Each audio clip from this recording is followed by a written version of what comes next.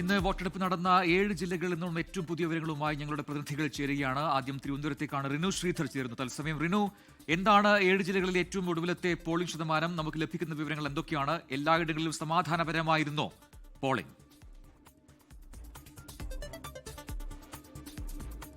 ഞാനിപ്പോൾ നിൽക്കുന്നത് തിരുവനന്തപുരത്ത് സംസ്ഥാനത്താകെ തന്നെ ഏറ്റവും ചർച്ച ചെയ്ത ഒരു വാർഡിലാണ്. മുട്ടട വാർഡിലെ ബൂത്തിലാണ് നിൽക്കുന്നത്. നമുക്കറിയാം വൈഷ്ണവി, അതുപോലെ തന്നെ വൈഷ്ണവ സുരേഷും അതുപോലെ തന്നെ അംശു വാമദേവനും കടുത്ത പോരാട്ടമായിരുന്നു ഇവിടെ. സംസ്ഥാനത്തെ നമുക്ക് പെർസെൻറ്റേജിലേക്ക് കണക്കുകയാണെങ്കിൽ 70% പോളിംഗ് നടന്നു. 70.01% പോളിംഗ് ആണ് രേഖപ്പെടുത്തിയത് എന്നുള്ളതാണ് നമുക്ക് ലഭ്യമാകുന്ന കണക്കിത്.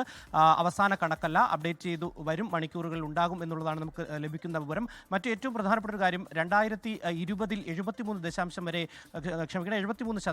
പോളിംഗ് നടന്നു എന്നുള്ളതാണ്. 2015 75 അത് കടക്കുമോ എന്നുള്ളതാണ് ഏറ്റവും പ്രധാനപ്പെട്ട കാര്യം.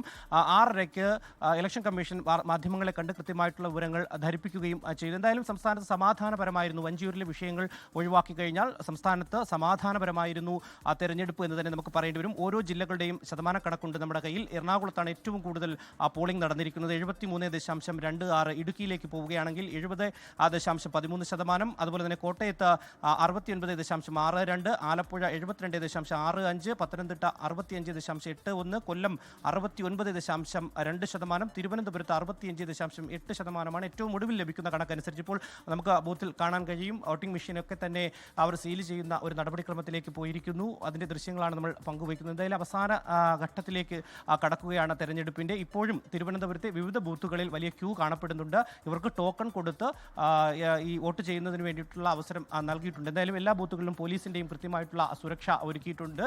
നമുക്ക് ലഭ്യമാകുന്ന വിവരങ്ങൾ അനുസരിച്ച് ഏറെ സമാധാനപരമായിരുന്നു ഇത്തവണത്തെ തെരഞ്ഞെടുപ്പ് എന്ന് തന്നെ നമുക്ക് പറയാം. പ്രജിൻ, റിനു ശ്രീധരാണ് വിശദാംശങ്ങൾ നൽകിയത്. മുട്ടട വാർഡിൽ നിന്നുമാണ് റിനു തത്സമയം. ലോകത്തെവിടെയായാലും ഏത് സമയത്തും 24 വാർത്തകളും ഓഗ്മെന്റഡ് റിയാലിറ്റി പാക്കേജുകളും എക്സ്പ്ലെയിനറുകളും വിശദമായി കാണാൻ ഞങ്ങളുടെ യൂട്യൂബ് ചാനൽ നിങ്ങൾക്ക് സബ്സ്ക്രൈബ് ചെയ്യാം.